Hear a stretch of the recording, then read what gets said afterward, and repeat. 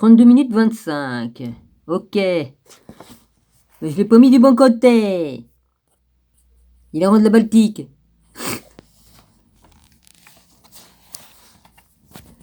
Bon, bah on retourne le cap, hein, on le retourne. Mais le problème, je vois pas combien de temps il me reste devant mes yeux, puisqu'il c'est derrière. Enfin bref.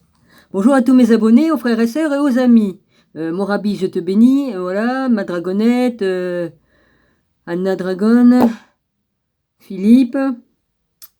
Enfin voilà. Excusez-moi, je bois un petit coup de thé. Bon, bah on y va. J'étais arrêté aux archives secrètes du Vatican. Bon, bah c'est dommage, je peux pas vous montrer les photos, mais c'est pas grave, hein.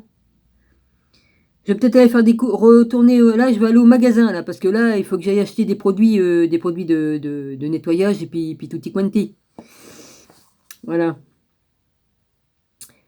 Alors, ah oui, oh, bah, il faut que je fasse une petite gueulante quand même, hein. Je vais en faire une petite gueulante parce qu'il faut. On m'a manqué de respect, c'est normal que je gueule. Ah oui, Yves, Jean, machin truc, hein, je vais pas tout dire, le nom, hein. Tu te reconnaîtras si un jour tu tombes sur ma vidéo, hein, espèce de PN, pervers. Hein, d'entrée, monsieur, vas-y, il me dit tu, déjà, il me connaît pas, ni d'Adam, ni d'Ève. Et en plus, je lui dis directement, je lui ai répondu, j'ai dit non, je cherche pas à me caser, hein, c'est pas la peine d'insister, hein. Voilà. Eh ben non, il a continué, dis donc, comme un PN de merde qui insiste comme une grosse merde. Eh vas-y. Alors il me fait comprendre au début, oui, bah je comprends bien, t'as un truc dans le genre, quoi, hein. Bon, disons que je résume à ma façon. Hein, pas avec le mot qu'il a mis, mais bon, ça veut dire la même chose. Et puis après, il insiste. Oh, t'es vraiment très belle, oh, très très belle. Oui, oh. Déjà, c'est ma photo comme j'avais 19 ans, hein, bon. Déjà au début, il a commencé en disant que j'étais mignonne, après que j'étais belle, et puis maintenant très très très belle. Oh, faut arrêter les conneries, hein. Et puis après, qu'est-ce qu'il m'a dit sur la fin? Bon ben à demain, hein, bisous, hein, on se reparle. Oui, tu parles. Je l'ai bloqué et puis je l'ai retiré parce que là c'est une grosse merde qui fait chier tout le monde, hein. Un PN de merde et puis qui vous colle au cul pendant 200 ans. Allez, merci, j'ai donné. De toute façon, j'ai ses écrits, alors s'il fallait qu'il revienne m'emmerder, même sous un autre nom, je reconnaîtrais, hein. C'est pas un problème, hein. Hein, ça pue tellement la merde au loin, ces gens-là, qu'on les reconnaît à 10 km, si c'est pas plus. J'ai pas dit tout son nom, donc YouTube, il peut pas, de toute façon, c'est pas son vrai nom, hein, donc YouTube, il peut pas me faire des revendications de ceci, cela. Ouais. Il se prend pour qui, non? De toute façon, c'est comme ça les PN. Au début, ça vous accroche en vous disant des mots flatteurs, et puis ceci, et puis cela. Oui, oh. J'ai bien compris qu'il était en train de faire un hameçonnage. Il m'a. Oh, il ferait le poisson, dis donc. Oui. J'ai dit, bon, bah, je peux pas faire ni une ni deux. Il faut que je le bloque et puis que je le coupe, quoi. Voilà, comme ça, il peut plus. Voilà. Et j'ai des preuves, donc, qui revient pas, parce que sinon, vas-y, ça va mal se terminer. Déjà que je suis pas contente, qu'il m'arrive des trucs vraiment pas cool. Je sais pas si c'est un escroc qui veut m'emmerder, mais en tout cas, c'est par rapport à mon conjoint qui est décédé. Ouais. Hein, ça va chier des bulles. Je vous dis que ça va chier, je vais pas me laisser faire. On veut m'estorquer, on veut me voler, on veut me... Ouais. Ça va sûrement pas le faire. Parce que c'est pas normal, au bout d'un an que mon conjoint était mort, bon, je dis conjoint, on n'était pas mariés, mais qu'on vienne me dire ceci, cela, faut remplir certains papiers, faut faire des photocopies de ceci, cela, pour toucher ceci, cela. J'ai eu mon notaire qui s'est occupé de tout.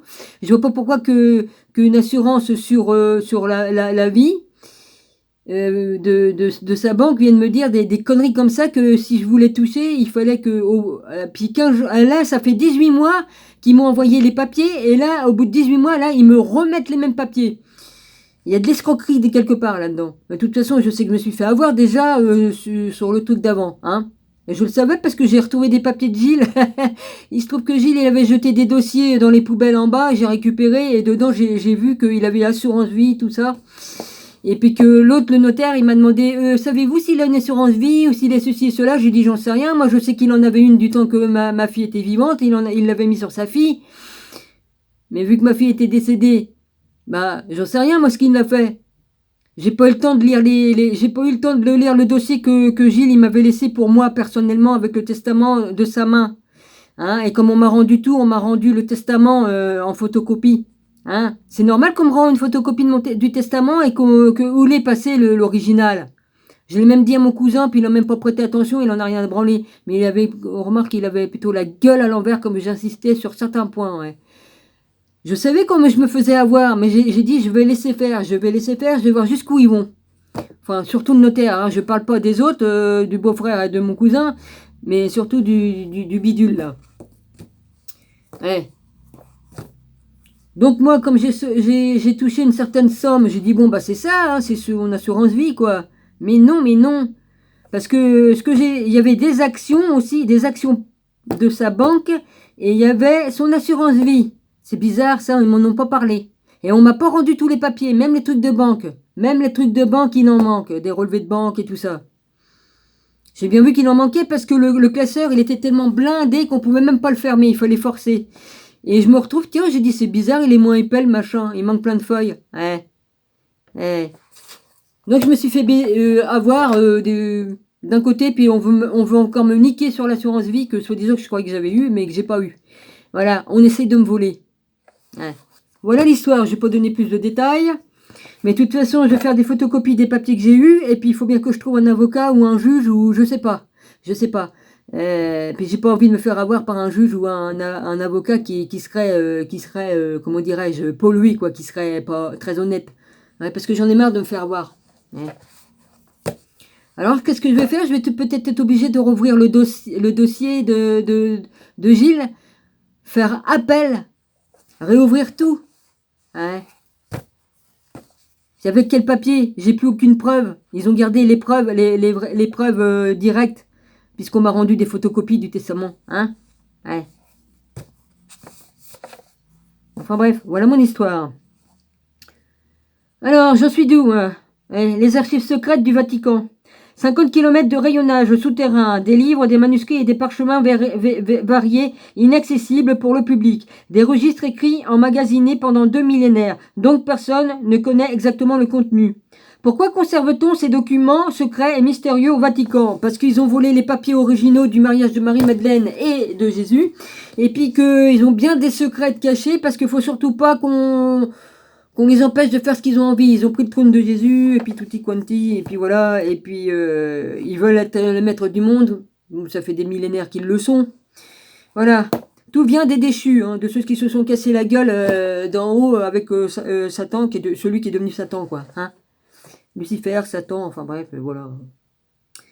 Alors, et ils ont fait la jaba sur la terre, ils ont foutu la merde, ils ont mélangé leur ADN avec les animaux, ils ont mélangé leur ADN avec les humains, ils ont fait tout un tas de saloperies, ils ont travaillé sur notre ADN à nous. Enfin bref, ils ont tout corrompu de toute la création de Dieu. Je crois que j'ai résumé assez bien. Alors pourquoi conserve-t-on ces documents? Bah ouais.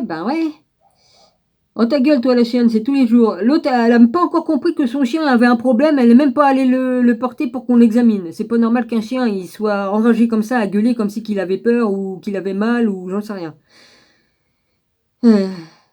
Jésus. Quel mystère se cache derrière tout cela? Alors bien qu'il soit impossible de connaître la totalité des renseignements parce que l'immense majorité de ces éléments reste une inconnue pour celui qui ne peut pas passer par ces couloirs vétustes et mystérieux, voici un bref aperçu de ce que l'on sait pourquoi trouver dans les archives secrètes du Saint-Siège. Saint-Siège, ouais, c'est ça. Ouais. Vu ce que vous faites au Vatican, c'est sûrement pas très sain, votre siège.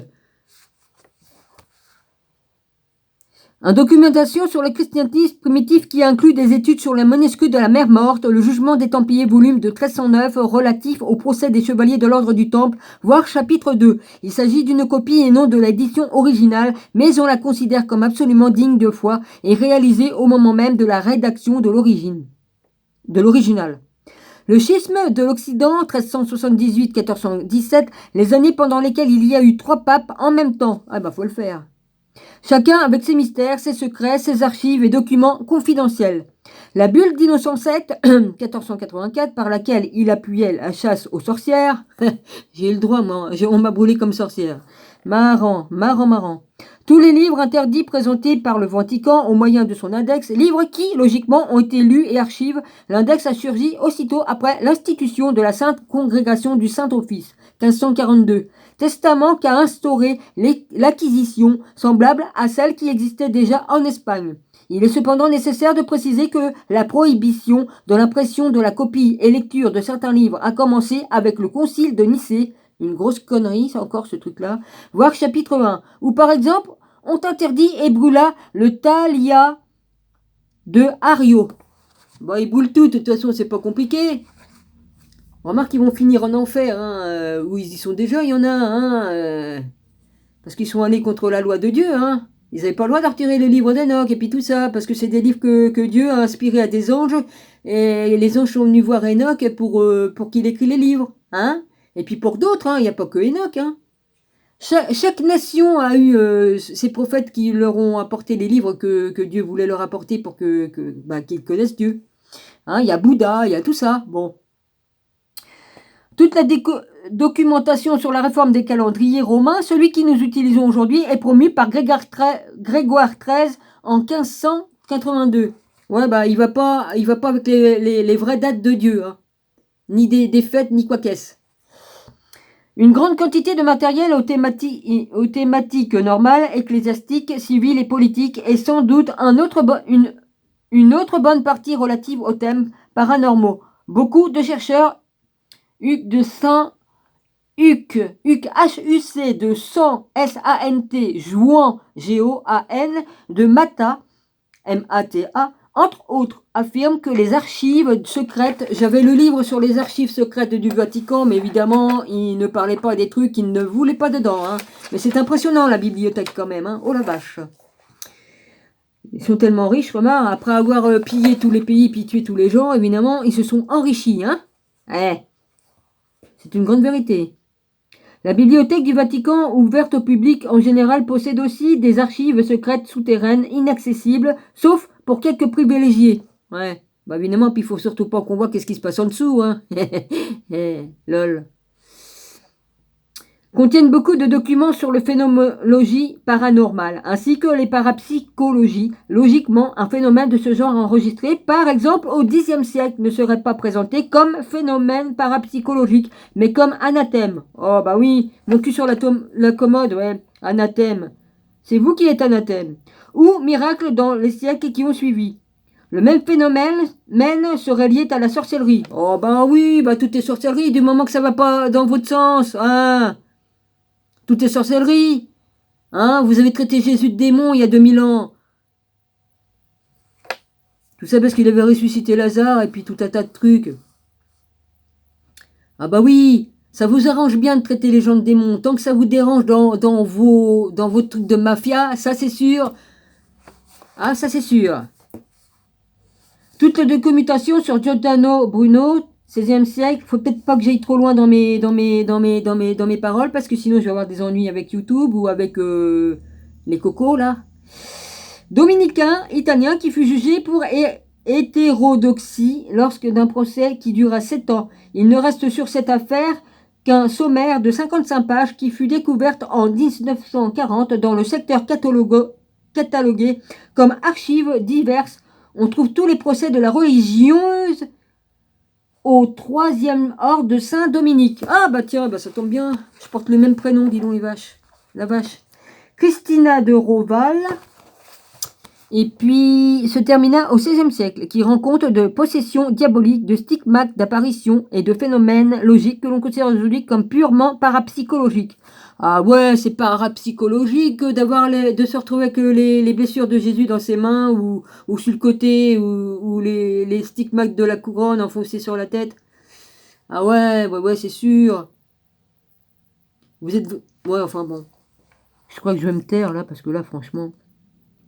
Comme la lévitation, bah si ça existe, Jésus il lévite, et puis voilà, et puis il y a des saints qui l'ont fait aussi, hein, Saint Benoît, enfin je sais plus quoi, excuse-moi mon grand, puis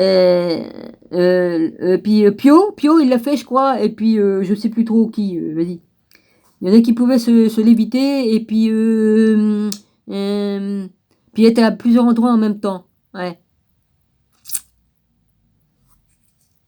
Bon j'ai oublié le nom, c'est pas grave.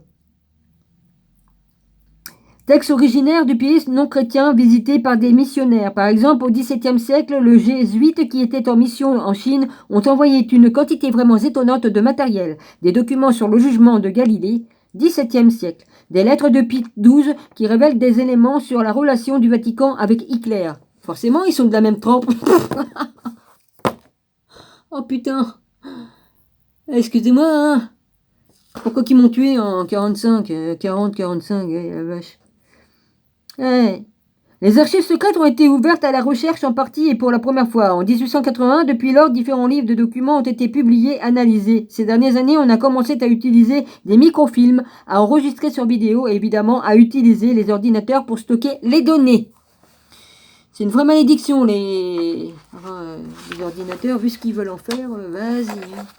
Oui, de toute façon... Alors, Vatican ouvre ses archives secrètes. Oui, que ce qu'ils veulent bien qu'on voit. Le Vatican a annoncé que le 15 février, ils ouvriraient partiellement ses archives secrètes de l'époque précédant la Seconde Guerre mondiale. Les documents qui seront disponibles pour les chercheurs qui fourniront une demande officielle couvriront la période de 1922 à 1939. De cette façon, l'Église catholique veut laver le nom de pape Pie XII, accusé par des organisations juives de ne pas être beaucoup intervenu pour dénoncer l'Holocauste. Pendant les années qui ont précédé la guerre, celui qui allait devenir Pie XII s'est présenté comme ambassadeur du Vatican devant Berlin. Documents détruits. En 640, les 640 documents qui seront à disposition des spécialistes l'année prochaine couvrent les relations entre le Saint-Siège et l'Allemagne depuis 1922 jusqu'à 1939. Cependant, le Vatican a déclaré que beaucoup des documents de la période de 1931 à 1934 avaient été pratiquement détruits ou dispersés pendant les bombardements alliés contre Berlin et du fait d'un incendie, informe l'agence de presse Reuters. Les documents qui couvrent la période de 1939 à 1949 et qui concernent les prisonniers de guerre sortiront ensuite des archives. Les documents qui contiennent des informations sur les relations entre Pie XII et l'Allemagne jusqu'à sa mort en 1958. Oh ta gueule, toi, j'ai le droit de lire. Putain, il fait chier ce con. T'as qu'à pas te promener la nuit, mon gars, tu te serais pas cassé la gueule, et puis les flics t'auraient pas filmé, hein? Parce qu'il y en a qui cambriolent des chaises, des tables dans la ville, et puis ils essaient de voler dans les garages aussi, hein? Mais moi, dans la journée, j'ai pas le droit de lire, bah voyons. Ou alors, il en a après sa... Non, il a pas l'air de parler à sa chienne, mais bon. Puis il dit qu'il est sourd, hein, il devrait même pas m'entendre. Les documents qui contiennent des informations sur les relations entre le Pie XII et l'Allemagne jusqu'à sa mort en 1958 seront mis à disposition des chercheurs dans 3 ans. Oh ben on a le temps d'être momifié. Ouverture partielle. Le Vatican a toujours défendu la position de Pie XII, expliquant que son silence venait de sa peur de mettre encore plus en danger la vie de tant de catholiques et de juifs. Dans un communiqué de presse en 2002. Le Saint-Siège a informé, espéré que les documents puissent démontrer l'énorme travail de charité et d'aide offert par le pape Pie XII. Non, mais j'ai pas le droit, moi, à 16h30 de parler, de faire mon ménage, de faire ce que je veux, admettons. Parce que monsieur, lui, il cuve, hein, il fait la nuit qu'il n'a pas fait la nuit, hein, parce que la nuit, et je pousse les meubles et tout ça, tout, comme d'habitude. Là, il m'a refait le coup cette nuit. Hein. Faveur des prisonniers et des victimes de la guerre sans distinction de nationalité, de religion ou de race. Ça vous gêne pas de dire race comme mot? Il n'y a aucune race, on est tous des peuples de différentes couleurs, comme dans un champ, il y a différentes fleurs, bah c'est pareil. Cette annonce est arrivée après que les spécialistes juifs et catholiques qui examinaient les documents aient suspendu leur activité parce que le Vatican n'ouvrait pas complètement ses archives. Le Saint-Siège accepta qu'une ouverture partielle était en fait frustrante pour les chercheurs. Bah oui. Cependant, elle s'est justifiée en affirmant que cela était dû à la nécessité de protéger les victimes de l'Holocauste qui étaient encore en vie. Oui, on trouve toujours des fausses excuses, hein.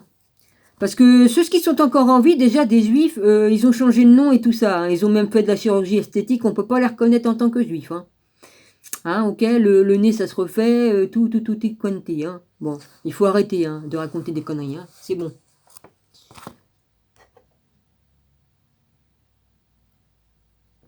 Et des juifs, il n'y en a plus beaucoup hein, de l'époque. Hein. Il n'y en a plus beaucoup qui sont debout. Hein. L'affaire de Jean-Paul Ier. Ouais, puis comment je vais faire moi pour voir s'il me reste encore assez? Ouais, pardonnez-moi. Il me reste 20 minutes et quelques, ok. Là, vous n'allez pas me voir, tant pis, hein, parce que je vais pas... Tant pis. De toute façon, ma tête, c'est pas ma tête qui est intéressante, c'est ce que je lis, ok. Alors, le 29 septembre 1978, le Vatican a annoncé officiellement le décès de Saint-Père Jean-Paul Ier, à peine plus de 30 jours après sa nomination. Selon le récit du Saint-Siège, le secrétaire particulier du pape l'avait trouvé mort dans son lit, vers 5h30 du matin, la lumière allumée près de lui. Le docteur R. Bussonetti se précipita à son chevet, constata le décès survenu probablement la veille, au soir, à 23h. Un infarctus du myocarde foudroyant semblait être à l'origine de sa mort. Ce fut la première version du Vatican, mais plus tard on apprit que les choses s'étaient passées de façon différente, tellement différente cependant que même aujourd'hui la mort du pape Jean-Paul Ier reste une énigme non résolue. Ouais, pour vous c'est peut-être pas résolu, mais Dieu voit tout, il entend tout, alors Dieu sait. Dieu sait tout ce qui s'est passé. Hein. Ouais. Le premier démenti arriva peu de temps après. Des preuves accumulées démontrèrent que ce n'était pas son secrétaire particulier qui l'avait découvert mort, mais une religieuse, la sœur Vincenza, qui avait trouvé son cadavre en entrant dans la chambre du pontife après avoir frappé plusieurs fois à sa porte, sans obtenir de réponse, et en ouvrant finalement, elle l'avait trouvé mort et assis à son bureau. Un document secret émanant du secrétariat d'État posé sur son bureau, la religieuse avait alors couru réveiller le secrétaire personnel qui, à son tour, avait constaté le décès et appelé le cardinal Villot. Celui-ci avait examiné le cadavre en compagnie d'un médecin et appelé aussitôt les embaumeurs. Nouvel écueil. Les déclarations effectuées par les enquêteurs ne correspondaient pas aux autres témoignages. Le corps du prélat était encore tiède, chose qui fut aussi vérifiée par la sœur Vincenza. Et par conséquent,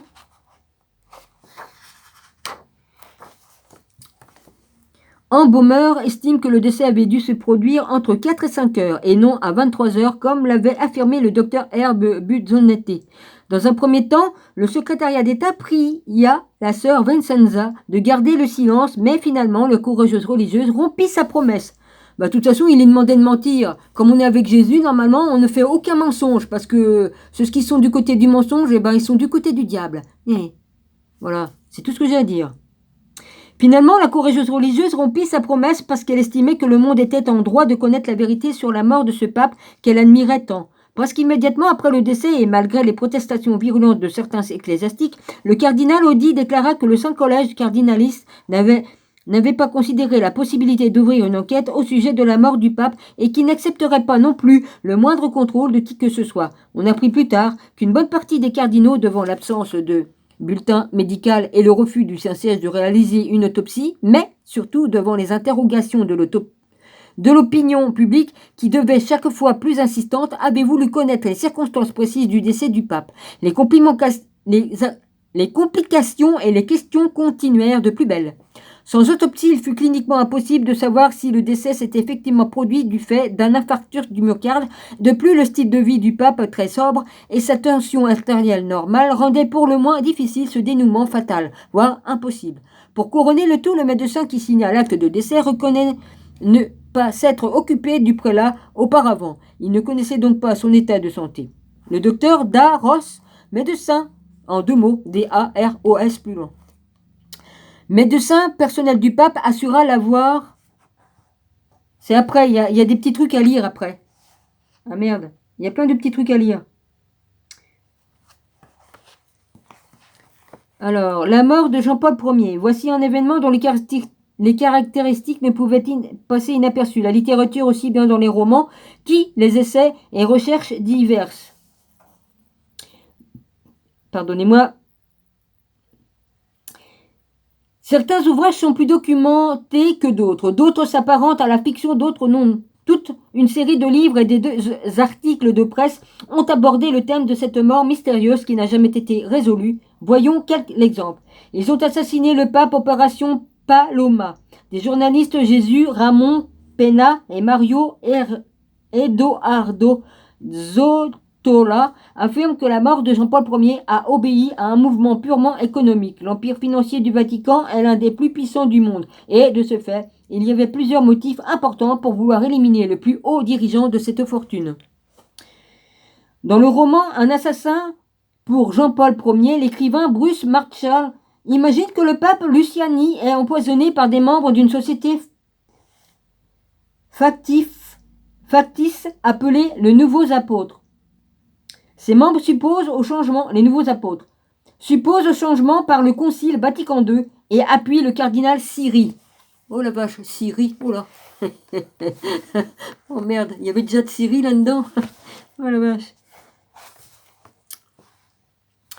Après, certains revues proches de l'extrême droite accusaient l'archevêque Marcinkus, banquier du Vatican, de faire partie d'une loge maçonnique ainsi que le cardinal Billot. Oh bah ils sont infiltrés partout ceux-là, hein. Secrétaire d'État du Saint-Siège, et avec eux un autre groupe de prélats. Pour cette raison, les traditionalistes romains, partisans de l'archevêque Lefebvre, L-E-F-E-B-V-R-E,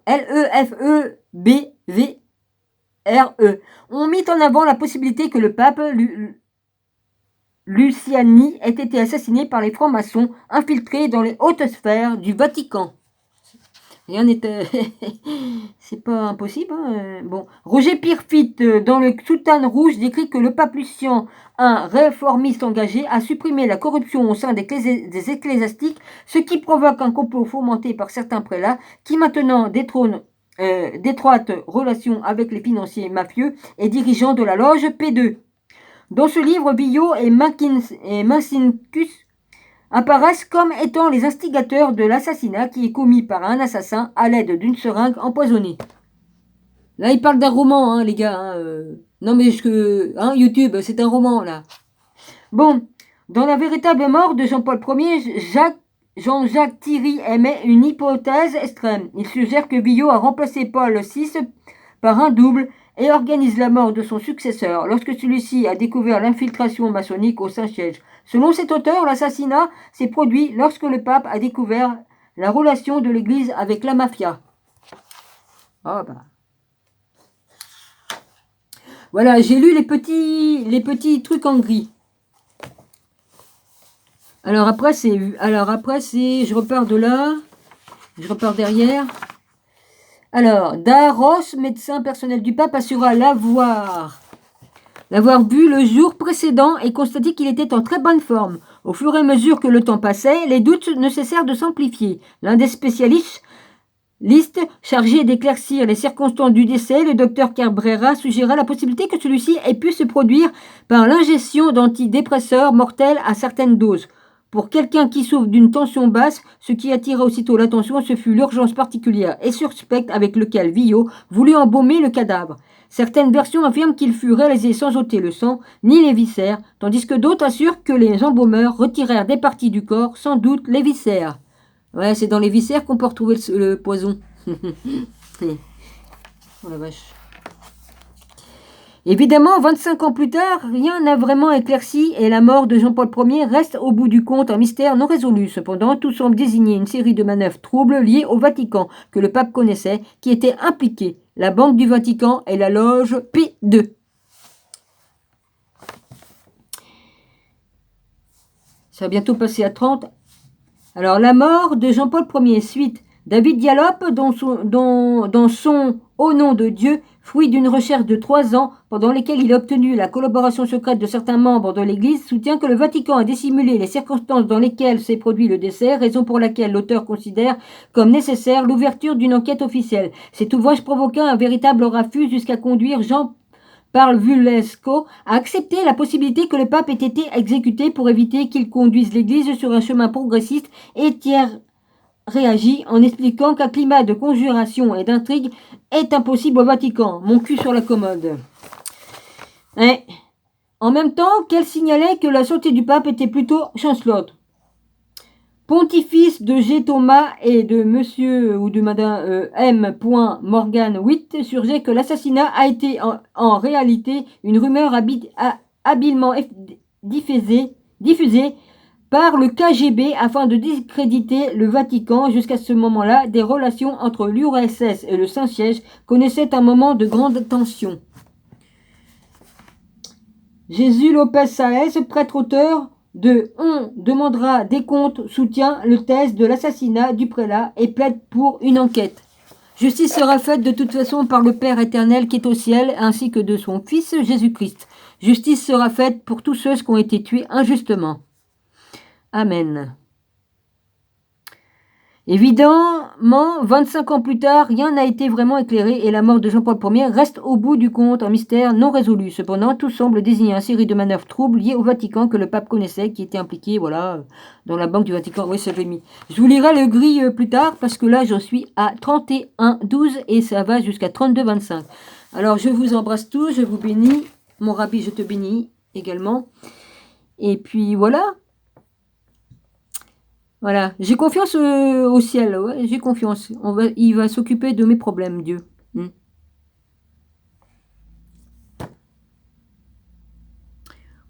Voilà. Bon, j'y vais ou j'y vais pas faire les courses? Je sais pas, je vais voir. Je vais voir. Ça continue à tourner. Ah bah oui, ça va jusqu'à 32, excusez-moi. J'ai vu le truc sauter, alors évidemment. Bon bah je coupe. Je coupe parce que sinon...